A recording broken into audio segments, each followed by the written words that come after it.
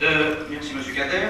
À présent, nous allons passer effectivement à nos travaux, et je rappellerai, et qu'on ne m'en veuille pas, c'est le rôle cruel de celui qui tient ici la guillotine, elle est là. Elle sonne au bout de 15 minutes, cette petite machine infernale, que vous avez, mesdames, messieurs, un quart d'heure, pas plus, pour aller à l'essentiel, ce que vous ferez certainement. Alors, nous avons été obligés, je l'ai dit tout à l'heure, de changer un tout petit peu l'ordre des passages, parce que, effectivement, M.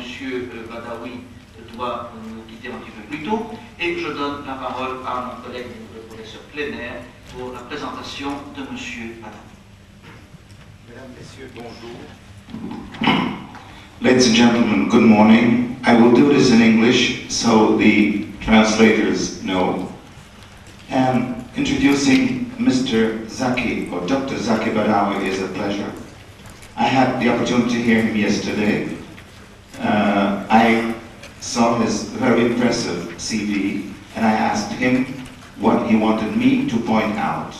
And to introduce him, he just wanted me to remind you that he is the principal of the Muslim College in the UK, which is a postgraduate institution for training of Islamic scholars, and that he is also, amongst many other things and responsibilities, chairman of the Imams and Mosque Council of the UK. Ladies and gentlemen, I give you Dr. Zaki Badawi.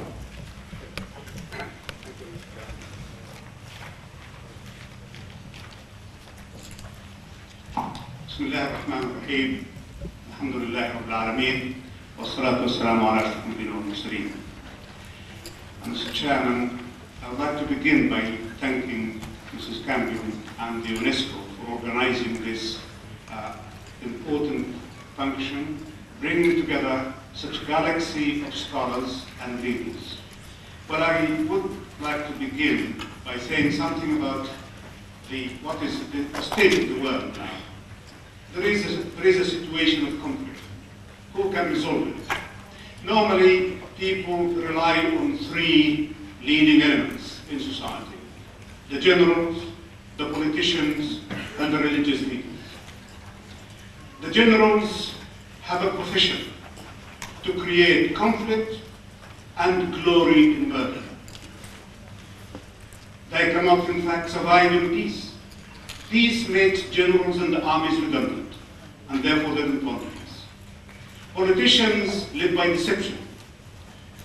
A good politician is the one who cheats as many of his colleagues, apart from other international opponents that he can manage.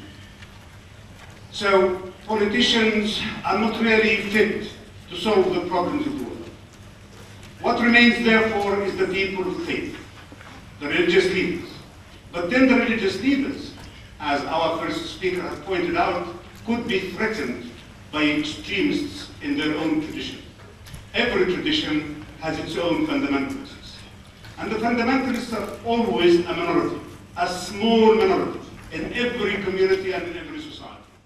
Unfortunately, some fundamental principles that should not ever be forgotten. The second is that Islam allows for the freedom of the people to believe in what they want to believe. The Quran says, no compulsion in matters of religion. Now, with these two principles, we can move forward in Islam. Yes, Islam wishes to spread, wishes to win converts. But the Quran itself has told us that God himself does not expect the whole world to become Muslim.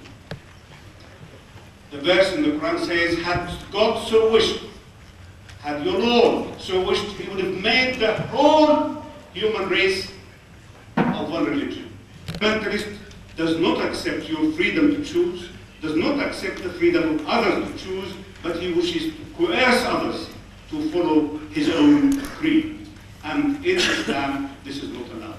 The people of strategic studies, several departments of strategic studies were created in many universities in the West to try to undermine the Soviet Union. Now the Soviet Union had collapsed. The nation of Western civilization is Christianity. No matter what they say, it's a secular what is secularism in the West is a Christian secularism. So the foundation, the basis is Christianity.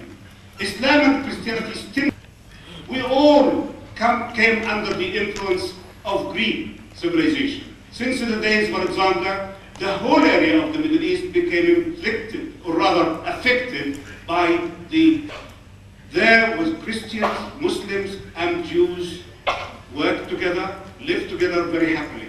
Unfortunately, they were defeated and crushed by a fundamentalist Christian creed. Now, the spirit of cooperation, the spirit of brotherhood, again, are we to allow some people to deny the very ethical principle of the value of the human being? Saying that the enemy is of the same race, or of the same group, or of the same species as you. You know, the Crusaders, when they invaded the Middle East, they used to capture the children and cook them and eat them. Their right and their dignity and their humanity. Let people of religion stand firmly against the generals, against the politicians, and against the fundamentalists, and create a world.